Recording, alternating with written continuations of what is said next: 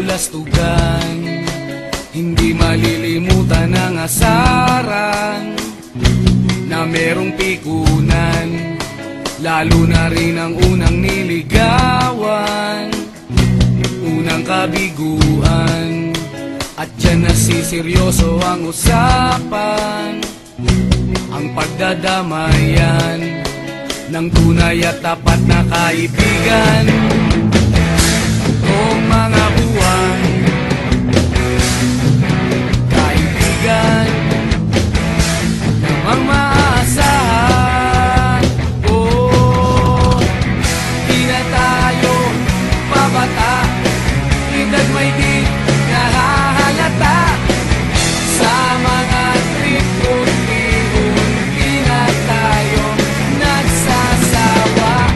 Pero kahit ganon, barkadang matatag hanggang sa ngayon. Minsan man magkita, tiyak may kwela, yan ang aking mga tropa.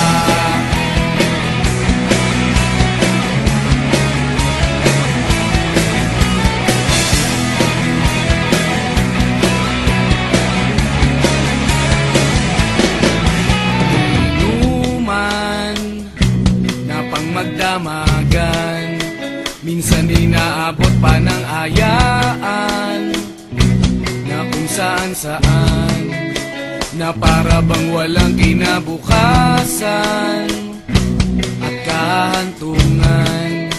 At dyan nasiseryoso ang usapan, ang pagpapayuhan ng tunay at tapat na kaibigan. Kung mga baliw, kaibigan